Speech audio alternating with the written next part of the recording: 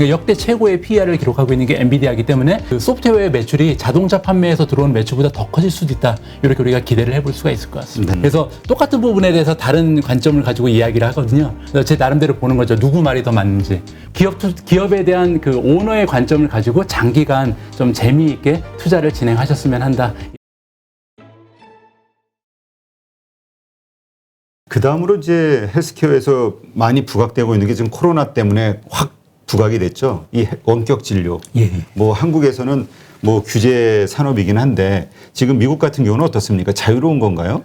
거기도 의사들의 반대가 상당히 심했을 것 같은데. 글쎄 생각보다는 의사들의 반대가 적었던 것으로 제가 알고 있거든요. 그래요? 왜냐하면 코로나 기간에 특히 진료를 볼 수 없는 상태에서 텔레닥이라는 좀 새로운 방법을 통해서 많은 환자를 볼 수가 있었잖아요. 그래서 의사들 입장에서도 새로운 방식의 매출을 창출할 수 있는 기회였기 때문에 뭐 이렇게 반감을 살 필요는 없다고 생각을 합니다.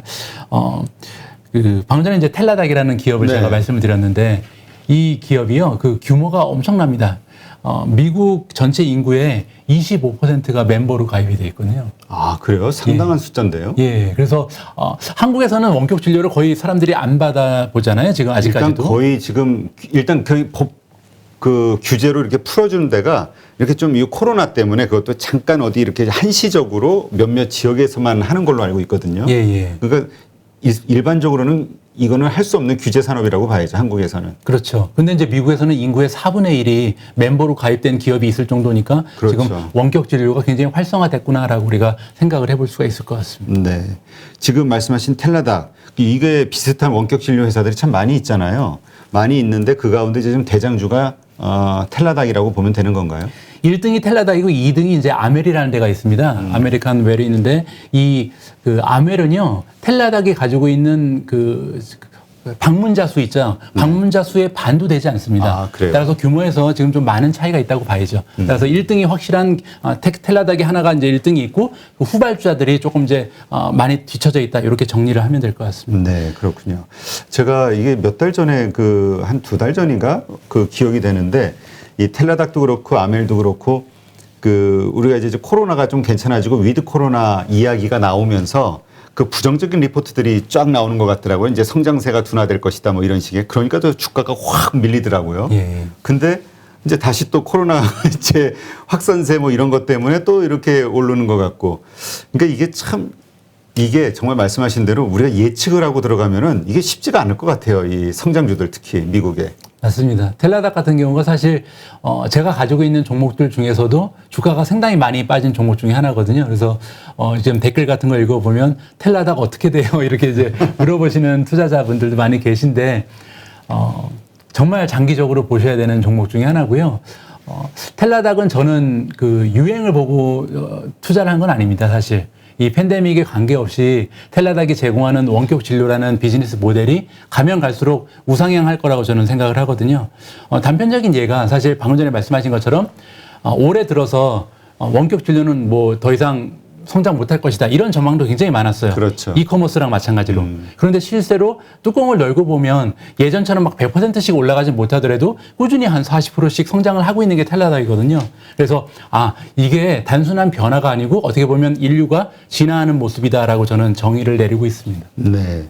근데 사실 저는 외국계 증권사의 애널리스트들 그리고 그들이 만드는 리포트에 대해서 상당히 신뢰를 했었거든요. 왜냐하면 한국의 애널리스트들 같은 경우 환경이 좀 열악하잖아요. 그러니까 한 애널리스트가 커버해야 되는 기업들이 막 몇십 개씩 되다 보니까 심층적으로 그 모든 걸 다 파기는 좀 어려운 환경인데 거기는 정말 몇 개 안 하잖아요. 자기 전문 분야들. 그렇죠. 그래서 상당히 좀 그럴 거라고 생각했는데 아까도 잠깐 말씀드린 건 로블록스 그 리포트가 극과 극으로 3개월마다 바뀌는 걸 보고 야 여기도 뭐 똑같구나 그런 생각이 들었거든요. 그러니까 이게 시장의 어떤 분위기, 판단 이게 중요한 게 아니라 자기가 이 회사에 대해 가지고 있는 믿음과 확신 이런 게 더 중요한 게 아닌가. 이게 장기 투자나 아니면 수익을 크게 내기 위해서는. 예, 맞습니다. 사실 뭐 이 방송을 보시는 전문가들이 계실지 모르겠는데 저는 갑자기 떠오르는 얼굴들이 있어가지고 죄송합니다. 우리가 이제 전문가라는 단어를 생각해 볼 때 전문가는 예전에 이런 사람들이었어요. 우리가 알지 못하는 것을 아는 사람들. 그러니까 우리가 접근할 수 없는 정보라든지 지식을 가지고 있는 사람들을 전문가라고 불렀죠. 그분들은 공부를 굉장히 많이 했고, 그다음에 우리가 가지지 못한 어떠한 새로운 정보들을 가지고 있는 사람들. 근데 이제 세상이 많이 변했잖아요. 이제는 뭐 주식 투자뿐만이 아니라 세상 모든 정보들이 누구에게나 다 오픈이 돼 있죠. 근데 여기서 중요한 것은 똑같은 정보를 가지고 누가 과연 빨리 그 정보를 분석하고 해석해서 자기만의 언어로 만들어낼 수 있는가. 정보는 누구한테나 열려 있죠. 그래서 그렇죠. 투자를 할 때도 마찬가지라고 봅니다. 애널리스트의 말을 믿는 것보다 더 중요한 것은 내가 봤을 때 원격 진료면 원격 진료, 뭐 이커머스면 이커머스, 인공지능이면 인공지능. 과연 나의 논리가 어떤 것인가? 내가 나한테 주어진 정보를 가지고 이 분야에 대해서 미래를 어떻게 보는가? 과연 테슬라는 계속해서 그들이 얘기한 것처럼 50%씩 계속 판매량을 늘려나갈 수 있을 것인가를 내가 나름대로 짐작을 해봐야죠. 애널리스트가 올라간다 하니까 올라간다 믿는 것이 아니고요. 그래서 이제는 사실 개인 투자자들도 전문가들과 나란한 그 동등한 위치에서 경쟁을 할 수 있는 그런 계기가 마련됐다고 생각을 합니다. 네. 이게 그 외국 투자를 전문적으로 하시는 그 펀드 매니저가 해준 얘기인데 자기는 그 그러니까 외국 회사에 투자할 때 극과 극의 리포트를 같이 본다고 하더라고요. 한쪽의 말을 안 믿고 그래서 한쪽의 리포트가 나오면은 그거와 반대되는 리포트를 읽고 거기에서 자꾸 중립적인 어떤 자기의 생각을 가지려고 판단을 하려고 한다. 이게 우리 개인들에게도 좀 필요하지 않을까 싶네요. 저도 사실 똑같은 걸 하는데요. 아, 그래요? 제가 가장 많이 이용하는 웨브사이트가 그 시킹알파라는 게 있습니다. 시킹알파. 예. 제가 그 멤버를 유료 회원인데 들어가면 이제 모든 애널리스트들의 분석을 쫙 볼 수가 있거든요. 그래서 제가 가장 많이 하는 방법은 뭐냐면 굉장히 좋게 보는 사람들이 있어요. 베리 블리시 해가지고. 그다음에 베어리 씨가 있잖아요. 두 개를 동시에 봅니다. 그래서 똑같은 부분에 대해서 다른 관점을 가지고 이야기를 하거든요. 그래서 제 나름대로 보는 거죠. 누구 말이 더 맞는지. 그런 식으로 하면 약간 윤곽이 드러납니다. 네. 하여튼 이건 좀 필요할 것 같고요. 근데 지금 말씀하신 것처럼 시킹알파도 상당히 유용한 사이트로 많이 알려져 있는데 우리 그 미국 주식에 투자하는 분들이 어쨌든 좀 이렇게 여러 가지 정보를 얻기 위해서 필요한 그 사이트랄까? 아니면 그런 곳들이 어떤 것들이 더 있을까요? 제가 처음 작년에 이제 주식 투자를 시작하면서 너무나 많은 공부를 하려고 욕심을 냈습니다. 그래서 유료 회원 가입한 곳만 10곳이 넘었었거든요. 글로벌 호구셨군요. 예, 뭐 한 달에 그 멤버십만 한 100만 원 이상 쓴 것 같아요. 그래서 그러니까. 예, 굉장히 많은 돈을 투자했었는데 요즘 들어서는 이제 많이 줄여서 CNBC, 시킹알파, 야후, 그다음에 베론즈 뭐 이렇게만 지금 보고 있거든요. 그 중에서 이제 시킹알파를 가장 많이 이용을 하고 시킹알파 같은 경우는 제가 개인적으로 좀 연관이 있습니다. 최근 들어서 시킹알파의 컨설턴트로 임명이 됐거든요. 그래요? 예, 그래서 시킹알파가 최근에 그 마케팅을 좀 많이 늘려나가서 원래는 이제 미국 시장에 있는 사용자들만 관심이 있었는데 이제 아시아 쪽으로 좀 진출을 하겠다 그래서 이 웹사이트를 이용해서 한국 분들도 투자에 도움을 받으시라. 그런데 연계가 좀 필요하잖아요. 그냥 무턱대고 영어로 돼 있는 웹사이트를 갖다 주면 누가 사용을 해요. 그래서 그렇죠. 이제 저같이 중간에서 좀 두 파티를 연결해 줄 수 있는 사람이 필요했던 거죠. 그래서 이번에 시킹알파 좀 가깝게 일을 진행하게 됐습니다. 네. 지금 시킹알파 같은 경우는 참 많은 분들이 아마 쉽게 접하실 수 있는 것 같긴 한데 CNBC 유료 서비스는 어떤 겁니까? CNBC 유료 서비스는 그야말로 기사죠. CNBC에 나오는 기사들을 그냥 볼 수 있는. 근데 그게 좀 애매한 게요. CNBC가 원래 그 무료 기사가 많습니다. 그렇죠. 아니, 저는 그냥 방송이니까 다 무료라고 지금 얼핏 생각이 들어가지고. 예. 뭐가 그런데 어떤 이제 유료 서비스일까? 문제는 뭐냐면 제가 처음에 유료 회원이 아니었을 때는 네. 제목이 너무나 마음에 들어서 들어가면요. 막혀 있어요. 유료만 볼 수 있다고. 그래서 좀 핵심이 되는 기사들은 따로 모아서 유료 회원한테만 제공을 하거든요. 그런 면에서. 그건 한 달에 얼마예요? 정확하게 기억은 안 나는데 한 20-30달러 정도 했던 것 같습니다. 네. 그다음에 야후 파이낸셜이 되게 유용하다는 얘기는 저도 좀 들었거든요. 예. 그 야후 여기도 근데 어떤 유료 서비스가 있는 거죠? 야후도 마찬가지로 그 분석이 들어가 있고요. 시킹알파처럼. 예. 그다음에 그 종목에 따라서 등급도 매겨주고 평가를 해줍니다. 시킹알파와 마찬가지로. 그래서 지금 수치적인 분석을 봤을 때 어떤 종목이 가장 좋고 애널리스트의 평가는 어떻고 뭐 이런 식으로 해서 종목의 레이팅을 정해주죠. 네, 그렇군요. 그러니까 하여튼 미국 주식 관심 있는 분들은 지금 말씀하신 이런 사이트 근데 저는 가끔 이런 생각 들 때가 있는데 돈을 벌려고 하시면서 정보에 돈을 쓰는 거 이거를 좀 너무 아까워하시는 분들이 있더라고요. 내가 벌 돈이 얼마가 될지 모르는데 혹은 잃게 될 수 있는 돈도 방지해 줄 수 있다고 하면 그것도 버는 거니까. 하여튼 그런 면에서 정보를 구하는 데 있어서는 돈을 좀 안 쓰시는 게 맞는 것 같은데 그리고 또 그게 아주 큰 돈은 아닌데 참 그거 볼 때마다 좀 답답할 때가 있어요. 가끔 저는 그 유튜브 이렇게 보면 우리 광고 나오잖아요. 광고 되게 지겹잖아. 근데 그럼 왜 광고를 올리냐고 이렇게 얘기하시는 분들도 있고 그 10,000원짜리 그거 결제 그 유료 그거 보는 그 서비스를 아까워하시는 분들이 있더라고요. 그래서 이 10,000원짜리 이거 편하게 정보를 많이 그러니까 여러 군데서 많이 빠르게 시간 절약하면서 보려면 이게 상당히 필요한 서비스일 텐데 10,000원을 아끼면 어떻게 하나 이런 생각이 들 때가 있거든요. 저도 똑같은 생각입니다. 가끔씩 미주은 유튜브 채널에 이제 댓글에 이런 얘기가 나와요. 유료 전환 안 하고 무료로 계속 해주셔서 고맙습니다라는 얘기를 하는데 저는 무료로 제공하는 이유가요. 아직까지 제가 전문가가 아니라고 생각을 하기 때문이거든요. 그래서 저 말고 다른 유튜버 분들 중에서는 전문적인 지식을 가지고 그거를 이제 생으로 하시는 분들이 굉장히 많잖아요. 그런 분들은 정당한 대가를 받는 것이 맞다고 생각을 합니다. 그래서 유료로 운영하는 유튜브라고 해서 꼭 뭐 도덕적이지 않다 이런 거는 좀 잘못된 편견이 아닐까 말씀을 드리고 싶습니다. 그 유튜브에서 대해서 얘기하면 우리 뭐 업자들끼리 얘기한다고 하실까봐 지금 말씀하신 시킹알파가 됐든 CNBC가 됐든 필요한 정보 이거에 대해서 한 달에 몇만 원 정도라면은 정말 미국 주식 하시는 분들은 기꺼이 좀 그걸 지불하고 그 정보를 빠르게 그리고 원할 때 항상 볼 수 있는 그런 시스템을 좀 만드셔야 되지 않을까 생각이 드네요. 예. 이제까지 우리가 이야기한 주식들 혹은 섹터 얘기해 보면은 전부 좀 약간 그 성장주, 그러니까 중소형주 중심이 아니었나 이런 생각이 들어요. 한국 기준으로 보면. 그렇습니다.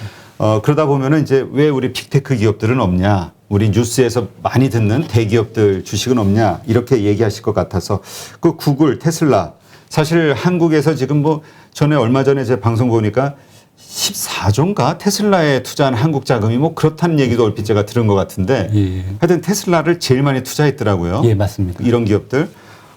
이런 대기업들에 대해서는 이렇게 언급을 안 하시는 거 보니까 성장이 이제 다 됐다라고 보시는 건가요? 아니요, 더 이상 그렇지 않습니다. 상승의 폭이 크지 않다? 그렇지 않습니다. 제가 가지고 있는 그 포트폴리오 상의 종목 비중을 봐서도 1위가 테슬라고요. 아, 그래요? 네, 두 번째가 아마존, 세 번째가 엔비디아거든요.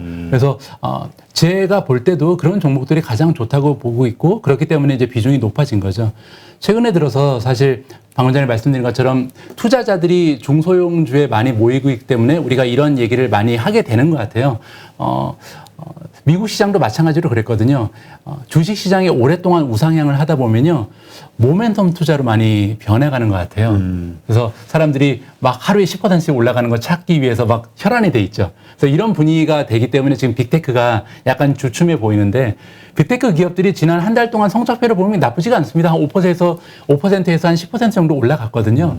그래서 한 달 동안 5%에서 10% 정도 올라갔으면 뭐 빅테크 기업들도 계속해서 좋은 수익을 내고 있다라고 봐야 될 것 같고요. 최근 들어서 가장 분위기가 좋은 거는 사실 메타죠. 수익률은 별로 안 좋은데요. 네. 메타가 굉장히 좀 많은 주목을 받고 그리고 페이스북이 단지 좀 이미지 쇄신하기 위해서 이름을 바꿨다라는 관점에서 최근 들어서는 이거 진짜 뭔가 일어나겠는데 하는 그런 기대감으로 조금씩 전향되는 그런 분위기가 좀 나오고 있습니다. 네. 그런데 뭐 보유하고 계시다고도 하셨는데 엔비디아 같은 경우는 지금 사실 상당히 많이 올랐잖아요. 정말 그런 대형주가 이렇게 급등할 수가 있을까라고 싶을 정도로 많이 올랐는데 이 관심 있으신 분들 지금 사도 되는 구간이라고 보세요? 아니면 이게 좀 어느 정도 조정이 있어야 되지 않을까요? 혹시 기억하시는지 모르겠는데 지난 방송에 제가 출연했을 때 이모님께 종목 하나를 추천해드린 적이 있어요. 아니요, 그때 엔비디아였거든요. 그때 엔비디아였어요. 예. 아. 그래서 그때 이모님이 투자하시고 지금 50% 올라갔어요. 일단 친척들 가운데서 이제 욕은 안 먹으시는 걸로. 그렇죠. 그래서 개인적으로는 굉장히 좀 기쁜데 이제 문제는 방금 전에 지적하신 것처럼 지금 현재 주가가 너무 올라간 게 아닌가. 저는 그렇게 생각합니다. 고점이라는 거를 정하는 것은 개인적인 관점에 따라 많은 차이가 있다고 보거든요. 만약에 이 방송을 보시는 투자자분들 중에서 나는 6개월이나 1년 후에 주식을 팔아서 좀 돈을 만들어야 된다. 이런 상황이 있으신 분들은 당연히 엔비디아는 고점입니다. 왜냐하면 지금 PER이 100이 넘었어요. 처음이거든요. 그러니까 역대 최고의 PER을 기록하고 있는 게 엔비디아이기 때문에 지금 만약에 6개월 안에 현금이 필요하시다면 팔아야죠. 근데 문제는 저같이 10년 이후에 팔 사람은 어떻게 보면 그때 가서 보면 지금 보이지도 않는 바닥일 수도 있거든요. 그렇기 때문에 나의 투자 성향이라든지 나의 투자 계획에 따라서 지금 고점이냐 저점이냐는 천차만별이다. 이런 말씀을 드리고 싶습니다. 네. 그러니까 결국 내가 어떤 투자자이냐, 성향은 어떠냐, 이거에 따라서 가격의 고점, 저점이 결정될 수도 있는 거군요. 그렇죠. 만약에 저처럼 매달 수입이 정기적으로 발생하시는 분들, 직장 생활을 하시는 분들은 사실 고점 의미가 없죠. 계속해서 월급이 나오니까 지속적으로 투자를 하면 되잖아요. 만약에 떨어지면. 근데 만약에 은퇴를 하신 상황에서 은퇴 자금을 가지고 운영을 하시는 분들께서는 고점이다 싶으면 수익 창출을 하시는 것이 맞다고 생각을 합니다. 네, 그렇군요. 그 테슬라 같은 경우는 어떻게 보세요? 지금 더 상승할 거라고 보세요? 지금 테슬라 관련해서는 워낙 찬반 논란이 많아가지고 이제 다 오를 만큼 오른 거 아니냐. 이미 뭐 사실 몇 년 후 것까지 다 대비해서 가져온 거니까. 그런데 또 한편으로는 뭐 그 하나의 일환으로 우리 돈나무 네, 돈나무께서도 이렇게 팔았잖아요. 캐시우드도. 예, 그런데 그 캐시우드가 테슬라를 정리하는 거는 거의 일상이거든요. 그 10% 가까이 되는 그 비중을 조절을 해야 되기 때문에 세금하게 연관이 돼 있대요. 그래서 할 수 없이 좀 주가가 올라가 되면 트림을 해야 되는 이런 상황으로 알고 있습니다. 네. 그러니까 어쨌든 지금 계속 보유하고 계시다는 의미는 앞으로도 계속 성장할 것이다. 이렇게 보시는 거니까. 예, 물론입니다. 왜냐하면 테슬라는 사실 아직까지 길거리에서 보기 어렵잖아요.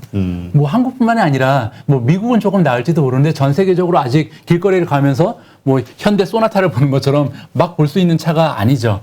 그 얘기는 아직까지는 테슬라가 돈을 많이 못 벌었다는 얘기입니다. 그런데 그럼에도 불구하고 우리가 테슬라의 미래를 좋게 보는 이유는 말한 대로 되고 있거든요. 테슬라의 그 일론 머스크가 얘기했던 것이 우리는 2030년까지 판매량을 50%씩 올리겠다고 얘기했어요. 그리고 만약에 이런 말이 현실이 되면 2천만 대를 판매하게 되거든요. 10년 후에. 이제 10년도 아니죠. 9년이 남았죠. 9년 후에 2천만 대를 판매하게 되면 정말 무지무지한 성장이 예상되는 거거든요. 그래서 아직까지 전기차는 전 세계에 있는 자동차 산업에서 3%도 차지하지 못한다. 그런데 이 3%밖에 되지 않는 시장이 나중에는 20%, 30%, 50%까지 커질 것이다라는 것은 우리가 어느 정도 예감은 하고 있죠. 그리고 테슬라는 이러한 시장에서 시장 점유율이 10%, 20% 정도 될 가능성이 높다.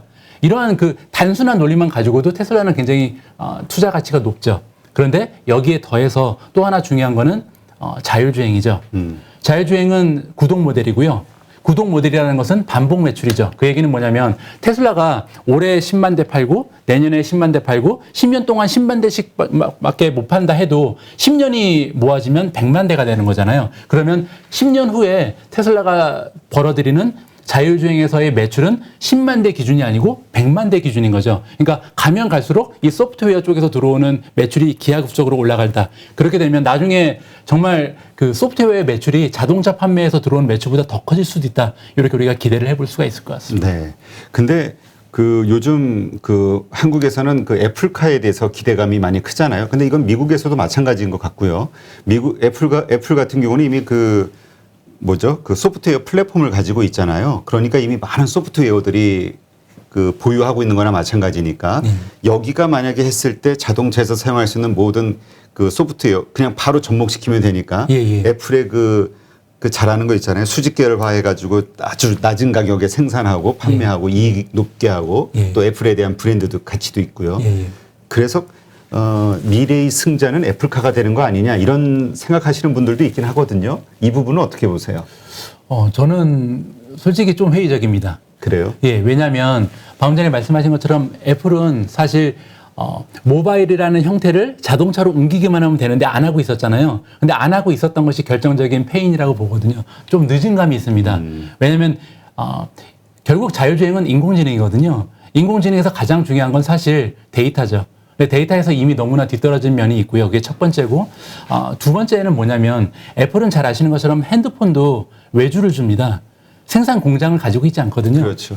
여기가 키라고 봅니다, 저는. 그래서 만약에 애플이 누구랑 파트너십을 해도 과연 테슬라의 기술력을 가질 수 있는 그런 외주업체가 있을 것인가. 그래서 여기에서 차이가 많이 날 거라고 보고요. 그래서 데이터 그리고 생산 공장 두 개에서 좀 적수가 되지 못할 가능성이 높다. 저는 이렇게 봅니다. 네. 하긴 저도 어떤 신문 기사를 보니까 캐시 우드가 그런 말을 한 게 인터뷰한 게 나오더라고요. 애플의 가장 큰 실수는 테슬라 인수 제안을 거절한 거죠.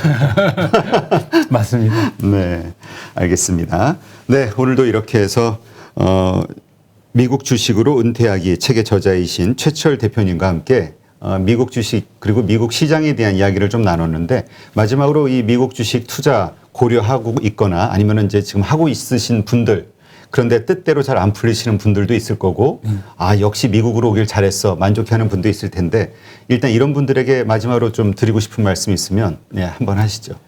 예, 미국 주식으로 은퇴하기라는 그 제목에 대해서 잠깐 말씀을 드리고 싶은데요. 제가 의도하는 메시지는 미국 주식으로 대박이 나서 빨리 은퇴를 하자 이런 의미가 아니고요. 좀 미국 주식을 즐기면서 은퇴 생활을 멋지게 만들자 이런 의미가 더 강합니다. 그래서 제가 여러분들께 드리고 싶은 메시지는 미국 주식을 가지고 좀 주주가 되셨으면 합니다.